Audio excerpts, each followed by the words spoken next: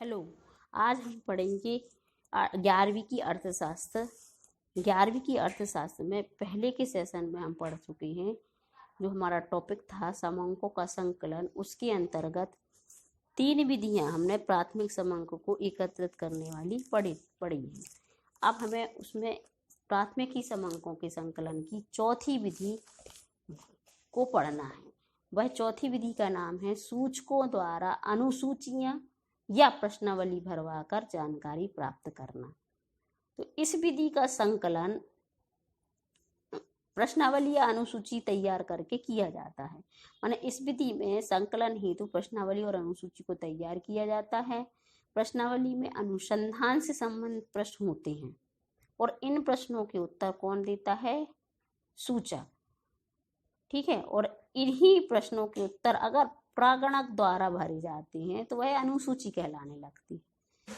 अब इसको और विस्तार से अगर हम समझें तो हम समझेंगे कि प्रश्नावली क्या है और अनुसूची क्या है ना। जनरली समझ में नहीं आता कि वो एक से हैं, तो हम पढ़ेंगे कि प्रश्नावली क्या है। तो प्रश्नावली क्या है? प्रश्नों की आवली, जैसा स्पष्ट होता है ना। प्रश्नों की आवली माने प्रश्नों की प्रश्नमाला। प्रश्नों की आवली, प्रश्नों में प्रश्नावली में क्या रहेंगे? प्रश्न रहेंगे। ठीक है, सबसे पहली बात। दूसरी बात, उन प्रश्नों के उत्तर कौन देगा? स्वयं सूचक। तो ऐसी प्रश्नावली जिनमें प्रश्नों के उत्तर स्वयं सूचक द्वारा दिए जाते हैं प्रश्नावली कहलाएगी। अब हम देखेंगे अनुसूची।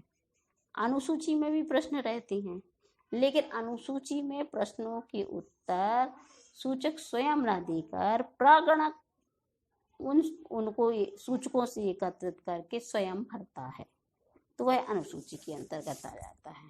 अब इसको और स्पष्ट अगर हम समझना चाहें तो हम पढ़ेंगे प्रश्नावली व अनुसूची में क्या अंतर है। सबसे पहले देखेंगे कि प्रश्नावली और अनुसूची में अंतर क्या है। तो प्रश्नावली में प्रश्नों के उत्तर कौन भरता है? सूचक। जबकि अनुसूची में प्रश्नों के उत्तर कौन भरता है? सूचकों से जानकारी लेकर प्रागणक, है ना। तो अनुसूची में उत्तर प्रागणक द्वारा भरे जाते हैं सूचकों से पूछताछ करके। दूसरा अंतर अगर हम देखें तो प्रश्नावली में उत्तरों के लिए रिक्त स्थान होना आवश्यक नहीं है, लेकिन जो अनुसूची होती है उसमें रिक्त स्थान होना आवश्यक है। तीसरा अंतर अगर हम देखें तो प्रश्नावली को हम डाक द्वारा भी भेजकर जानकारी प्राप्त कर सकते हैं सूचकों से, लेकिन जो अनुसूची होती है उसे डाक द्वारा नहीं भेजा जाता, बल्कि प्रागणक स्वयं सूचकों के पास जाकर प्रत्यक्ष रूप से सूचना एकत्रित करता है। अब इसी सेशन में अंतर्गत हम देखेंगे कि प्रश्नावली में मूलभूत रूप से क्या क्या होने चाहिए, माने एक प्रश्नावली में कौन कौन से गुण होने चाहिए, तो इसको हम पढ़ेंगे। तो एक अच्छी प्रश्नावली में निम्न गुण होने चाहिए। जैसे देखें तो प्रश्नावली का आकार छोटा होना चाहिए, माने कम से कम प्रश्नों की संख्या जिस प्रश्नावली में होती है वह श्रेष्ठ प्रश्नावली के अंतर्गत आती है। नंबर 2, प्रश्न सरल स्पष्ट होने चाहिए। प्रश्न की भाषा कैसी हो? सरल व स्पष्ट, जो सबको समझ में सामान्य रूप से आ जाए। तीसरा अगर हम देखते हैं तो प्रश्न सही क्रम में होने चाहिए। जैसे कि आप जनरली पेपर सेट में देखते हो तो पहले विकल्प रहते हैं जो एक एक नंबर के रहते हैं, उसके बाद क्वेश्चन आते हैं एक शब्द वाले, उसके बाद आ जाएंगे थोड़े से बड़े और 2 नंबर वाले, माने एक सेंटेंस वाले। फिर उसके बाद अगर हम देखेंगे तो 30 शब्द के क्वेश्चन आएंगे, उसके बाद 50 शब्द के हो जाएंगे। माने प्रश्नों का एक सही व्यवस्थित क्रम होना चाहिए। चौथा गुण उसमें होना चाहिए कि प्रश्न नकारात्मकता लिए ना हो, माने ऐसा कोई प्रश्न ना पूछा जाए जिससे उत्तर देने वाले को ठेस पहुंचे, माने उस पर प्रतिकूल प्रभाव पड़े। तो प्रश्न कैसे नहीं होने चाहिए? नकारात्मक नहीं होने चाहिए। आगे देखें तो प्रश्नों के उत्तर जो है उसके लिए पर्याप्त स्थान होना चाहिए। हो भी सकता है प्रश्नावली में और नहीं भी हो सकता, लेकिन पर्याप्त स्पष्ट रूप से प्रश्न पूछे जाने चाहिए। ये तो हो गई अच्छी प्रश्नावली के गुण। अब ये हो गए हमारे प्राथमिक समांक एकत्रित करने के स्रोत। अब हम पढ़ेंगे कि द्वितीयक समांक का संकलन हम किस प्रकार करेंगे।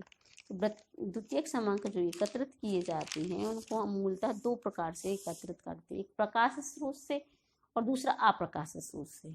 प्रकाशित स्रोत में आ जाएगा सबसे पहले सरकारी प्रकाशन, जो सरकार मंत्रालय द्वारा जो विज्ञप्तियां निकाली जाती हैं वो सारी जानकारी काय में आ जाएगी, सरकारी प्रकाशन में। द्वितीय हम देखेंगे समितियों एवं आयोग, जो अलग अलग की समितियां रहती हैं, नियुक्त की जाती हैं अलग अलग कार्य के लिए, उनके द्वारा भी प्रकाशन निकलता रहता है। उससे जो जानकारी प्राप्त होगी वह समिति व आयोग के प्रकाशन कहलाएगी। तीसरा आता है अर्ध सरकारी प्रकाशन। अर्ध सरकारी में नगर पालिकाएं हैं, जिला पंचायत है, पंचायत है, इनके द्वारा भी समय समय पर जानकारियां प्रकाशित की जाती हैं। चौथा देखें तो व्यापारिक संस्थाएं। व्यापारिक संस्था जो अर्थव्यवस्था में उतार चढ़ाव रहता है, जनरली उससे संबंधित घोषणाएं करता रहता, प्रकाशन करता रहता है। तो ये सारी प्रकाशन व्यापारिक संस्थाओं की घोषणा में आ जाएंगी। अगला आ जाता है पत्र पत्रिकाएं, जो मासिक पत्रिकाएं, वार्षिक पत्रिकाएं, साप्ताहिक पत्रिकाएं, वह भी अलग अलग प्रकार की जानकारियां प्रकाशित करता रहता है। तो ये हमारे सारे तृतीयक समांक के अंतर्गत आएंगे। और देखें तो अंतर्राष्ट्रीय प्रकाशन, जो अंतर्राष्ट्रीय राष्ट्र संघ होते हैं ना, उनके द्वारा भी जगह समय समय पर चुनौतियां दी जाती हैं, समय समय पर मतलब जानकारी दी जाती है, प्रकाशन निकाला जाता है, सारा अंतर्राष्ट्रीय प्रकाशन में आ जाएगा। अब एक तो प्रकाशित स्रोत हो गए, अब पढ़ना है हमें अप्रकाशित स्रोत। अप्रकाशित स्रोत जो कौन कहलाएंगे, जो कि प्रकाशन में नहीं है, माने जिन्हें एकत्रित तो किया गया है लेकिन उनको बाहर सूचना के रूप में प्रस्तुत प्रकाशन नहीं किया गया। तो ऐसी कई जानकारियां रहती हैं जिनको एकत्रित करके रख लिया जाता है वो, और एकत्रित तो दूसरे उद्देश्य से किया जाता है लेकिन उनका प्रयोग किसी दूसरे उद्देश्य में द्वितीयक समांक के रूप में किया जा सकता है। तो ऐसा प्रकाशित या ऐसा अप्रकाशित स्रोत के अंतर्गत आएगा, है ना। अब ये सेशन हमारा यहाँ पूरा हुआ और साथ ही साथ ये वाला चैप्टर जिसका नाम था आंकड़ों का संग्रह, है ना, इसके अंतर्गत हमने प्राथमिक समांक, द्वितीयक समांक, समांक किसे कहते हैं, है ना, अनुसूची, प्रश्नावली इत्यादि चीजें टॉपिक पढ़े हैं। अब इसके अंतर्गत हमें प्रतिदर्श, प्रतिचयन और निर्देशन इत्यादि को भी पढ़ना है, वो हम देखेंगे अगली सेशन में। लेकिन उसके पहले हमने आज जो पढ़ा है उससे संबंधित हम कुछ प्रश्न देखेंगे जो कि परीक्षा में बनते हैं। जैसे कि पहला प्रश्न अगर देखें हम तो प्रश्नावली किसे कहते हैं। जनरली ये क्वेश्चन बनता है कि प्रश्नावली क्या है। अगर इसी में दूसरा प्रश्न देखें तो बन सकता है कि अनुसूची क्या है। और जब प्रश्नावली अनुसूची हमें पता चल गई तो उसका अंतर ये तीसरा क्वेश्चन हमारा बनता है। और जो बहुत इम्पोर्टेंट क्वेश्चन है, हमेशा परीक्षा में आता है, वह है एक अच्छी प्रश्नावली के गुण बतलाइए। इन प्रश्नों को आपको इस सेशन को पढ़ करके हल करना है और याद करना है। साथ ही इन प्रश्नों में से भी अगर कोई भी चीज़ आपको समझ में नहीं आई तो वह कृपया कमेंट बॉक्स में हमें बताएं।